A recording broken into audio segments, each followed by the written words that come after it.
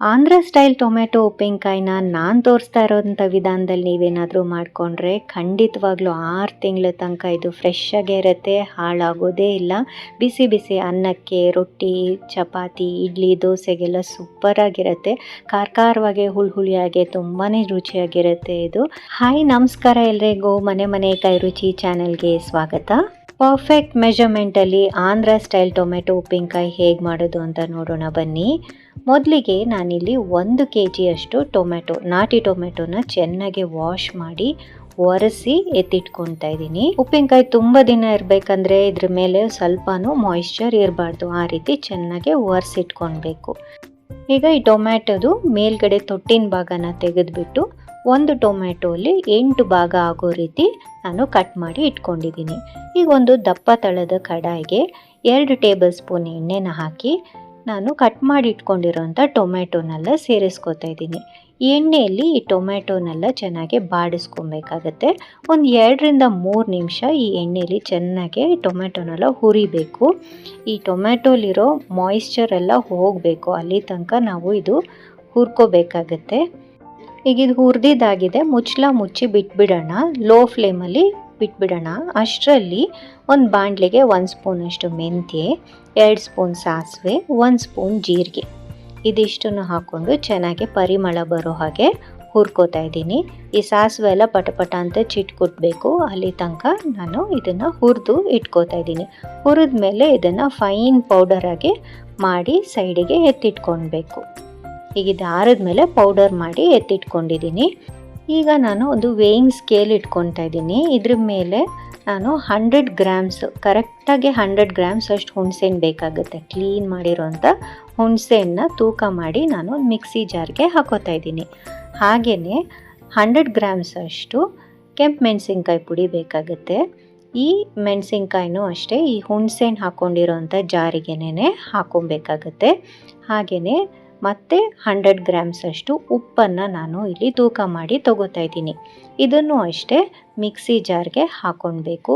Next ಒಂದು 1/4 ಕಪ್ಪಷ್ಟು ಬೆಳ್ಳುಳ್ಳಿ, ಸುಲಿದಿರೋಂಥ ಬೆಳ್ಳುಳ್ಳಿ ಮತ್ತು 1 ಸ್ಪೂನಷ್ಟು ಅರಿಶಿನ ಹಾಕ್ಕೊಂಡು ಪುಡಿ ಮಾಡ್ಕೊಳ್ಬೇಕಾಗತ್ತೆ. ನೋಡಿ, ಈ ರೀತಿ ಪೌಡರ್ ಆಗುತ್ತೆ. ನಿಮಗೆ ಕಲ್ಲುಪ್ಪು ಬೇಕಿದ್ರೆ ಕಲ್ಲುಪ್ಪು ಸಹ ಹಾಕ್ಕೊಂಡು ಈ ರೀತಿ ಪುಡಿ ಮಾಡಿಕೊಂಡು ಇಟ್ಕೊಳ್ಬೇಕು. ಅಷ್ಟರಲ್ಲಿ ಟೊಮೆಟೊನ ಮುಚ್ಚಿಟ್ಟಿದ್ವಲ್ಲ ಬೇಯೋಕ್ಕೆ, ನೋಡಿ ಈ ರೀತಿ ನೀರು ಬಿಟ್ಕೊಂಡು ಬಂದಿದೆ. ಈ ನೀರೆಲ್ಲ ಇವಾಗ ಹಿಂಗಿಸ್ಕೊಬೇಕಾಗುತ್ತೆ. ನಾನು ಈ ನೀರು ಹಿಂಗೋಕ್ಕೆ ಸುಮಾರು ಒಂದು 15 ನಿಮಿಷ ನಾನು ಇದನ್ನು ಹುರಿತಾ ಬಂದಿದ್ದೀನಿ ಲೋ ಫ್ಲೇಮಲ್ಲಿ. ನೋಡಿ, ಆ ನೀರೆಲ್ಲ ಹಿಂಗಿ ಈ ಟೊಮ್ಯಾಟೊ ಎಲ್ಲ ಮ್ಯಾಶ್ ಆಗಬೇಕು. ನಾನು ಸ್ಪ್ಯಾಚುಲಲ್ಲೇ ಸ್ವಲ್ಪ ಹಿಂಗೆ ಪ್ರೆಸ್ ಮಾಡ್ತಾ ಇದ್ದೀನಿ, ಹಾಗಾಗಿ ಬೇಗ ಟೊಮ್ಯಾಟೊ ಎಲ್ಲ ಪೇಸ್ಟ್ ಥರ ಆಗಲಿ ಅಂತ. ನೋಡಿ, ಈಗ ಟೊಮ್ಯಾಟೊ ಆಲ್ಮೋಸ್ಟ್ ಮೆತ್ತಗಾಗಿ ಎಲ್ಲ ಕರಗ್ತಾ ಬರ್ತಾ ಇದೆ, ನೀರು ಕಡಿಮೆ ಆಗ್ತಾ ಬರ್ತಾ ಇದೆ. ಸ್ವಲ್ಪ ಪೇಷನ್ಸಲ್ಲಿ ಇದನ್ನು ಕೈ ಆಡಿಸ್ತಾನೆ ಇರಬೇಕು, ಇಲ್ಲಾಂದರೆ ತಳ ಹತ್ತೋ ಚಾನ್ಸಸ್ ಇರುತ್ತೆ. ನೋಡಿ, ಈಗ ನೀರೆಲ್ಲ ಹಿಂಗಿ ಟೊಮ್ಯಾಟೊನೂ ಎಲ್ಲ ಚೆನ್ನಾಗಿ ಕರಗಿ ಒಂಥರ ಚಟ್ನಿ ಥರ ಕನ್ಸಿಸ್ಟೆನ್ಸಿಗೆ ಆಗ್ತಾ ಇದೆ. ಈ ಥರ ಆಗಬೇಕು. ಕರೆಕ್ಟ್ ಟೈಮಿಂಗ್ ಹೇಳಬೇಕಂದ್ರೆ 15 ನಿಮಿಷ ನಾನು ಇದನ್ನು ಬಾಡಿಸ್ಕೊಂಡಿದ್ದೀನಿ. ಈ ಮೆತ್ತಗಾಗಿರೋ ಟೊಮ್ಯಾಟೊಗೆ ನಾವು ಪುಡಿ ಮಾಡಿಟ್ಕೊಂಡಂಥ ಮಸಾಲೆನ ಸೇರಿಸ್ಕೋಬೇಕಾಗತ್ತೆ. ಸೇರಿಸ್ಕೊಂಡು ಪುನಃ ಬಾಡಿಸೋಕ್ಕೆ ಸ್ಟಾರ್ಟ್ ಮಾಡಬೇಕು. ಇದು ಚೆನ್ನಾಗಿ ಫ್ರೈ ಆಗಿ ಬಾಣಲಿದು ತಳ ಬಿಡ್ತಾ ಬರುತ್ತೆ, ಅಲ್ಲಿ ತನಕ ನಾವು ಇದನ್ನು ಫ್ರೈ ಮಾಡಬೇಕು. ನೋಡ್ತಾ ಇರ್ಬೋದು ನೀವು. ಈಗ ನೋಡಿ, ಎಲ್ಲ ಒಂಥರ ಮಸಾಲೆ ಮತ್ತು ಟೊಮೆಟೊ, ಮ್ಯಾಶ್ ಆಗಿರೋ ಟೊಮೆಟೊ ಎಲ್ಲ ಒಂಥರ ಒಟ್ಟುಗೂಡ್ತಾ ಬರ್ತಾಯಿದೆ. ನೀವು ನೋಡ್ತಾ ಇರ್ಬೋದು ವಿಡಿಯೋದಲ್ಲಿ. ಹೀಗೆ ಬಾಣಲಿ ಬಿಡ್ತಾ ಬರುತ್ತೆ ತಳ, ಅಲ್ಲಿ ತನಕ ಇದನ್ನು ಫ್ರೈ ಮಾಡಬೇಕಾಗತ್ತೆ. ನೋಡಿ, ಈಗ ಇದು ರೆಡಿ ಆಗಿದೆ. ಇಷ್ಟಾದರೆ ಸಾಕು. ಈಗ ನಾನು ಸ್ಟವ್ ಆಫ್ ಮಾಡಿಬಿಟ್ಟಿದ್ದೀನಿ. ಇನ್ನೊಂದು ಬಾಣಲಿಗೆ 2 ಕಪ್ಪಷ್ಟು ಎಳ್ಳೆಣ್ಣೆನ ಹಾಕೋತಾ ಇದ್ದೀನಿ. ನೀವು ಯಾವ ಬ್ರ್ಯಾಂಡ್ದು ಬೇಕಾದರೂ ಎಳ್ಳೆಣ್ಣೆ ಹಾಕೋಬೋದು. ಈ ಎಳ್ಳೆಣ್ಣೆ ಕಾದ್ಮೇಲೆ 1 ಸ್ಪೂನಷ್ಟು ಸಾಸಿವೆನ ಸೇರಿಸ್ಕೊತಾ ಇದ್ದೀನಿ. ಅದಕ್ಕೇ 2 ಸ್ಪೂನಷ್ಟು ಹಿಂಗನ್ನು ಆ್ಯಡ್ ಮಾಡ್ತಾ ಇದ್ದೀನಿ. ಹಿಂಗು ಒಂದು ಒಳ್ಳೆ ಫ್ಲೇವರ್ ಕೊಡುತ್ತೆ. ಹಾಗೆ ಒಂದು 1/4 ಕಪ್ಪಷ್ಟು ಬಿಡಿಸಿರೋಂಥ ಬೆಳ್ಳುಳ್ಳಿ ಹೆಸರು ಮತ್ತು 2 ಗರಿಯಷ್ಟು ಕರಿಬೇವನ್ನು ಹಾಕ್ಕೊಂಡು ಫ್ರೈ ಮಾಡ್ತಾ ಇದ್ದೀನಿ. ಈ ಕರಿಬೇವು ಮತ್ತು ಬೆಳ್ಳುಳ್ಳಿ ಎಲ್ಲ ಚೆನ್ನಾಗಿ ಗರಿ ಆಗಬೇಕು, ಅಲ್ಲಿ ತನಕ ಇದನ್ನು ಫ್ರೈ ಮಾಡ್ತಾ ಬರಬೇಕು. ನೋಡಿ, ಈಗ ಇದೆಲ್ಲ ಬೆಳ್ಳುಳ್ಳಿ ಎಲ್ಲ ಬ್ರೌನ್ ಆಗ್ತಾ ಬರ್ತಾ ಇದೆ. ಸ್ಟವ್ ಆಫ್ ಮಾಡಿ ನಾವಾಗಲೇ ತಿರುವಿಟ್ಕೊಂಡಂಥ ಟೊಮ್ಯಾಟೊ ಮಿಶ್ರಣಕ್ಕೆ ಈ ಒಗ್ಗರಣೆನ ಹಾಕಬೇಕಾಗತ್ತೆ. ನಾನು ಸ್ಟವ್ ಮೇಲೆ ಇಟ್ಟಿಲ್ಲ, ಮಾಮೂಲಿ ಕೌಂಟರ್ ಟಾಪ್ ಮೇಲೆ ಇಟ್ಕೊಂಡು ಮಿಕ್ಸ್ ಮಾಡ್ತಾ ಇದ್ದೀನಿ. ಈ ಟೊಮ್ಯಾಟೊ ನಾವು ಬಾಡಿಸ್ಕೊಂಡಿದ್ವಲ್ಲ, ಆ ಟೊಮ್ಯಾಟೊ ಮತ್ತು ಎಳ್ಳೆಣ್ಣೆ ಜೊತೆ ಎಲ್ಲ ಚೆನ್ನಾಗಿ ಹೊಂದ್ಕೋಬೇಕು, ಆ ರೀತಿ ಮಿಕ್ಸ್ ಮಾಡ್ಕೊಬೇಕು. ಇಲ್ಲಿ ಎಳ್ಳೆಣ್ಣೆ ಅಥೆಂಟಿಕ್ ಆಂಧ್ರ ಸ್ಟೈಲಲ್ಲಿ ಎಳ್ಳೆಣ್ಣೆನೇ ಹಾಕೋದು.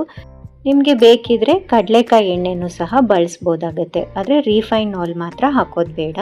ಈಗ ನಾವಾಗಲೇ ಪುಡಿ ಮಾಡಿಟ್ಕೊಂಡಂಥ ಸಾಸಿವೆ ಮತ್ತು ಜೀರಿಗೆ ಮತ್ತು ಮೆಂತ್ಯ ಪೌಡರ್ನ ನಾನು ಲಾಸ್ಟಲ್ಲಿ ಹಾಕಿ ಮಿಕ್ಸ್ ಮಾಡ್ತಾಯಿದ್ದೀನಿ. ಇದೇ ಫೈನಲ್ ಸ್ಟೆಪ್ಪು. ಸಾಸಿವೆ, ಜೀರಿಗೆ ಮತ್ತು ಮೆಂತ್ಯ ಪುಡಿ ಮಿಕ್ಸ್ ಮಾಡಿಬಿಟ್ರೆ ಟೊಮ್ಯಾಟೊ ಆಂಧ್ರ ಸ್ಟೈಲ್ ಟೊಮ್ಯಾಟೊ ಉಪ್ಪಿನಕಾಯಿ ರೆಡಿ ಆಗುತ್ತೆ. ಇದು ಜಾಸ್ತಿ ದಿನ ಇಡೋಕ್ಕೆ ಬರೋದಿಲ್ಲ ಅಂತ ಹೇಳ್ತಾರೆ, ಆದರೆ ಪರ್ಫೆಕ್ಟಾಗಿ ನಾನು ತೋರಿಸಿರೋಂಥ ಮೆಥಡ್ನ ಫಾಲೋ ಮಾಡಿದ್ರೆ 6 ತಿಂಗಳಾದರೂ ಏನೂ ಆಗೋದಿಲ್ಲ.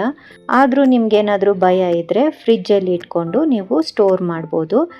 ಯಾವುದಾದ್ರೂ ಏರ್ ಟೈಟ್ ಕಂಟೈನರಲ್ಲಿ ಚೆನ್ನಾಗಿ ಕ್ಲೀನಾಗಿ ವಾಶ್ ಮಾಡಿ, ಒಂದು ಸ್ವಲ್ಪನೂ ಮಾಯಿಶ್ಚರ್ ಇಲ್ಲದೆ ಡ್ರೈ ಆಗಿರೋಂಥ ಕಂಟೈನರಲ್ಲಿ ಇದನ್ನು ಸ್ಟೋರ್ ಮಾಡಬೇಕಾಗತ್ತೆ. ಪ್ಲಾಸ್ಟಿಕ್ಕು ಮತ್ತು ಸ್ಟೀಲ್ ಕಂಟೈನರ್ ಬಳಸೋದು ಬೇಡ. ಗ್ಲಾಸು ಅಥವಾ ಸೆರಾಮಿಕ್ ಕಂಟೈನರಲ್ಲಿ ಇದನ್ನು ಸ್ಟೋರ್ ಮಾಡಿ.